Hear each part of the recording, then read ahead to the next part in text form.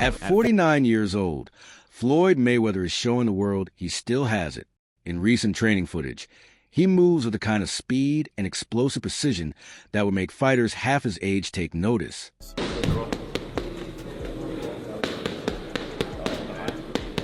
Slide and drop.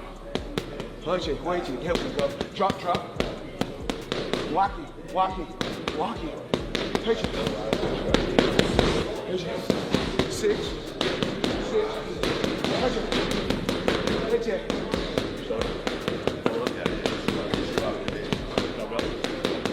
Watch it. I step back like I have my distance. That's why I step back. See, I have my distance. Fighters don't know their distance.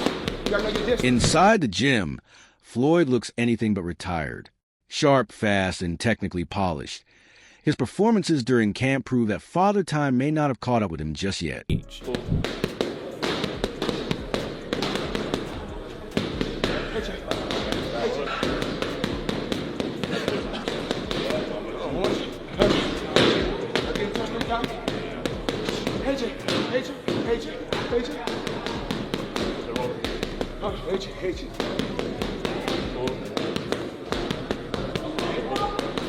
To keep his legs strong and his hands even faster, Floyd is incorporating intense rope skipping sessions into his daily training routine, a staple that has defined his camps for decades.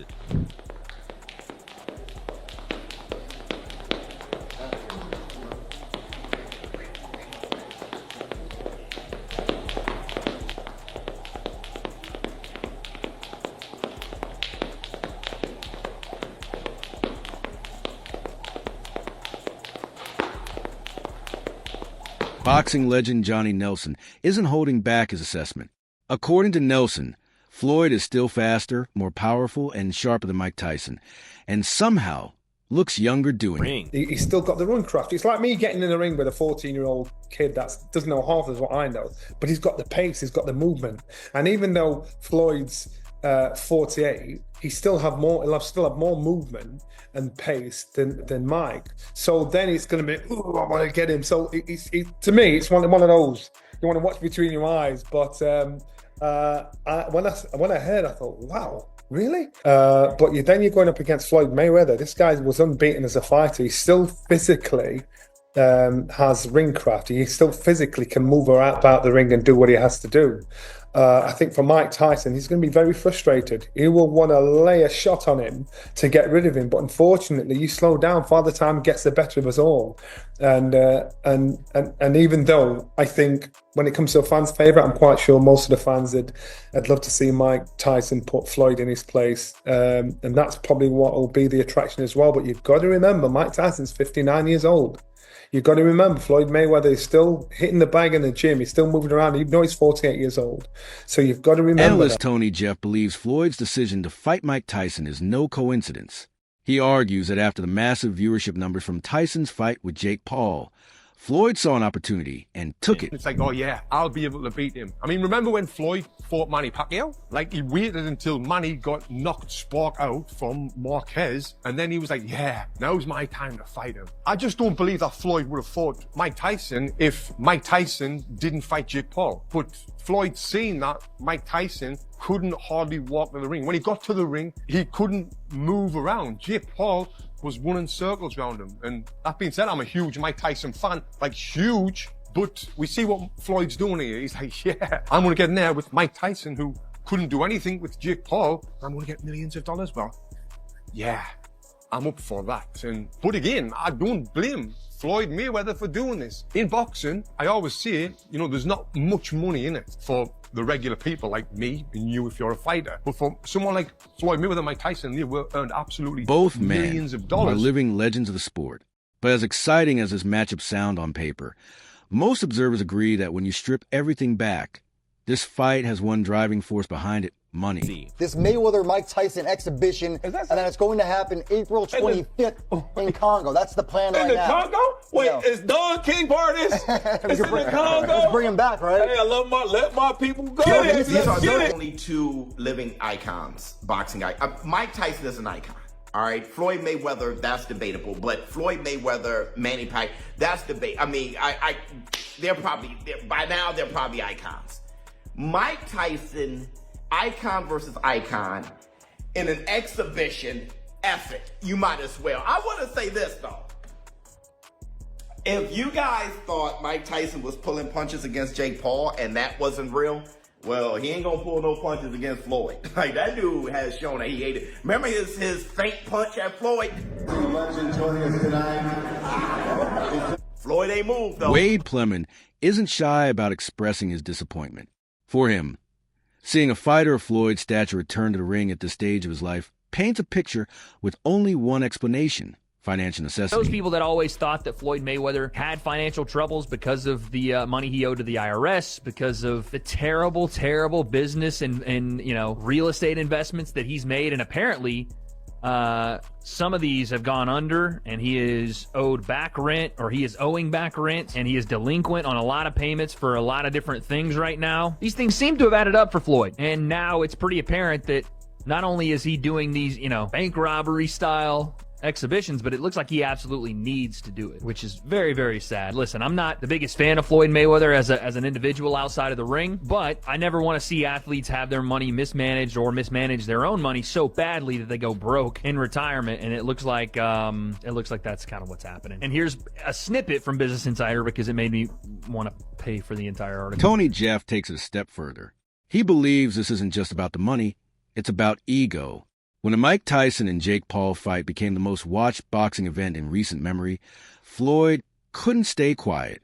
According to Jeff, Floyd Mayweather simply cannot stand being out of the spotlight, and this fight is his way of taking it back. For like me and you, if you're a fighter, so we've got to make as much money as we can while we can, and then get out of the sport. But with these two, they're multi-millionaires. And I want to get into the tail of the tape and talk about exactly the records and all of that stuff with it. But first, I just want to say, I believe that these are doing this for different things. Mike Tyson is doing it purely for the money. Purely for the money. Floyd is doing it for the money as well, but also I believe Floyd's doing it for that limelight. You've seen the numbers that Mike Tyson, Jake Paul got, and I think this is the most viewed fight of all time. Mike Tyson, Jake Paul. I might be wrong in saying that, but I'm sure it was. It was hosted on Netflix. And Floyd's been one in the past with his ego that he wants to just, be in that limelight all the time. And when you're not in the limelight all the time, you want to have that limelight. Floyd's got all of the money in the world. Meanwhile, respected boxing journalist Ariel Helwani is urging everyone to pump the brakes. While the announcement created a buzz, Helwani points out that there's no confirmed date, no venue, and no clear set of rules. He suggests a vague announcement may be nothing more than a way to test public interest. And right now, he's not convinced that interest is strong enough to make this fight a reality. Some people, like the likes of Carl Froch, viewed that as an endorsement. Like, look, man, I'm just working. It's a big opportunity to be on Netflix. I didn't put the fight together. I'm not paying these guys.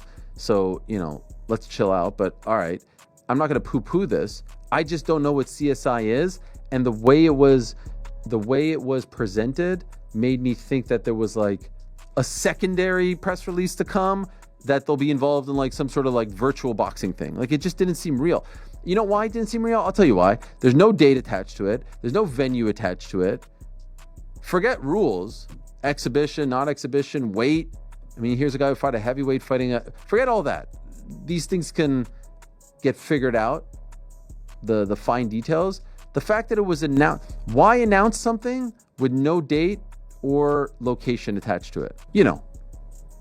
Trying to get some investors or something like that. But maybe also testing the waters. If the response was overwhelmingly positive, maybe you go, okay, we move forward. If the response is muted or negative, maybe you go, okay, we're not going to actually do this. You lob it out there as a way to poll the public, and then make an adjustment. So you don't think it happens? I do not think it happens. I just don't think there will be enough interest. I know they have huge name value. There's zero after the last performance by Mike Tyson against Jake Paul. I don't think there's going to be interest in seeing Mike Tyson do that again. I think if this match was made on the heels of Mike Tyson versus Roy Jones Jr., I think this would be blockbuster. I think people would be falling over themselves to consume Floyd Mayweather's attorney is pushing back hard against reports of financial trouble, flat out denying any claims of a $54 million debt.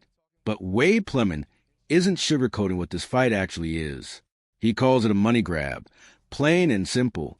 And while the payday may be massive, Plemon warns that for serious boxing fans, this matchup has very little to offer beyond the spectacle of two icons sharing a ring. Business Insider is reporting that Floyd Mayweather could be facing money trouble, citing an estimated $54 million in debt, property foreclosures, multiple lawsuits piling up. Mayweather's attorney strongly denies he's in any kind of financial distress, but the headlines aren't slowing down. $54 million alleged dollars in debt. So it makes sense why they would want to do this, and it's strictly for money. Let's be honest. This is a clear money grab, but this is going to be a terrible fight. This is not going to be a fight that anyone outside of watching Mike Tyson walk to the ring and the idea that maybe he'll knock out the little guy in Floyd that Tyson for a long time didn't like. You know, for a long time called Floyd a small little angry man or a small little scared man because he couldn't walk his kids to school by himself, mainly because Floyd had, he kind of disrespected Muhammad Ali, who was Mike Tyson's favorite fighter and one that he would never put himself above. But Mike's 60 years old, and if there was a time for Mike to get him and knock him out or whatever,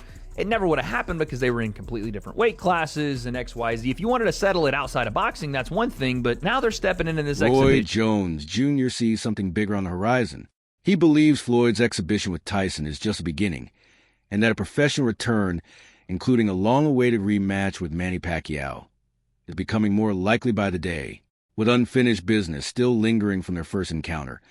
Jones thinks Floyd is motivated, prepared, and ready to prove himself on the biggest stage once again. Manny Pacquiao loved me as a ref, too. They both did. But you've done a lot of Floyd fights. And I've done a lot of Manny Pacquiao fights. Matter of fact, at one point in time, I had done more Pacquiao fights than I had done Floyd fights. Really? Yes. Wow. I mean, they were close neck to neck, but... Do you know how many? How many Floyd fights have you done? Well, I did, because I did a lot of his exhibition fights after he retired. And believe it or not, I could negotiate how much I make on those exhibition fights, whereas on the professional fights, the commission made that decision. So there's no favoritism, Floyd, you just...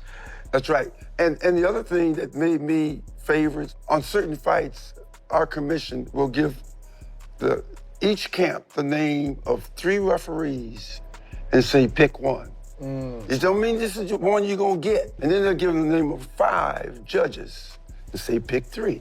Don't mean that what you pick you're gonna get. But at least they're getting, the commission is getting their voice as to who they choose. And after a certain amount of time, if Kenny Bayless' name keeps coming up, then that says something like about my work. Yeah. That says something about my work in the ring. Roy, you ever had a chance to pick a ref or petition for a ref? I have had a few chances to accept or deny. And there have been several times I have denied because I felt like the referee was more into the other guy or was more into the other guy's promotional team. Yes. You remember that ref? I do remember a few of them, but I'm gonna tell you like this, I ain't gonna call no names because, you know, I don't like to drop no salt. But in the second Bernard Hopkins fight, this referee, I could tell right away, was for that side and not this side. And just like that, Jones's prediction became reality. Netflix officially announced the historic rematch, Floyd Mayweather versus Manny Pacquiao, live at the Sphere in Las Vegas on September 19th. 2 of the greatest to ever lace up the gloves, set to collide once more in what promises to be one of the most talked about nights in boxing history. Completely. But you've got to remember, these guys are individuals, their fathers, their brothers, or whatever, and they still want to earn a massive chunk of money. Where's Mike Tyson? Whatever they're getting paid. Where's Mike Tyson at 59 going to earn this kind of money? Where's Floyd Mayweather at this time of life going to make this kind of money? It doesn't matter what we say about legacy. These guys are still going to live. These guys are still thinking, you know what, I'll take the heat, I'll take the criticism, but you know what, my bank account's all right, my family's all right. And I know it's crude, and I know it takes the shine off it, but that's real talk. So these guys are now in a position where where people want to pay them a lot of money to fight each other. It's against somebody they don't like. So again, ego's going to get the better of common sense. With Mike, as far as I'm concerned. Johnny Nelson offers a perspective that goes beyond the headlines. Yes, these are legends. Yes, their legacies are on the line. But at the end of the day, they are also fathers, brothers, and men with families to take care of. Nelson reminds us that when a payday this massive comes knocking, along with a chance to settle a personal score, legacy often takes a backseat to real life. Times, there's economic challenges. these corporations and companies, they're looking to make profit. And if they put out a pay-per-view, and a lot of people, another thing is the fighters. I'm blaming the fighters too, because there's a lot of guys, they're not bigger than the fighters of yesteryear. That's why you can have a Floyd Mayweather and a Mike Tyson, whose brands are so big. This is going to be a big fight. It's going to be, just because it's a freak show, circus fight, whatever you want to say. Some people are going to be mad at it. I don't want to see it, blah, blah, blah. But the curiosity is always going to get the best of the masses, especially if they put this on Netflix or Amazon or whoever, right? And that's the reality. A lot of these new fighters, Gen Z fighters, people under 30, they're not marketing themselves, where everybody sees a picture of Shakur Stevenson or Keyshawn or Virgil Ortiz and know who that person is, right? Versus past fighters, everybody, at least at the time, they would have known who Mike Tyson was. They would have known who Roy Jones Jr. was, Floyd Mayweather, Manny Pacquiao, right? That's the reality of it. So that's how we got here. That's definitely how we got here. And then the other thing is piracy, people being cheap and not wanting to pay for great fights that we've had that have come with a paywall. And then now these companies see that and they're like, we're going to get our money one way or the mother effing other. There's more than one way to skin a cat. And that's the reality of it. So now when we get these freak show fights, they've already seen that YouTubers and influencers come in. Ariel Helwani, however, isn't buying into the excitement. He's openly said he doesn't want to see this fight happen, and his reasons go beyond entertainment value. Both men are well past their prime. And for Helwani, no amount of nostalgia or star power is worth the physical risk that comes with stepping into that ring at this stage of their lives.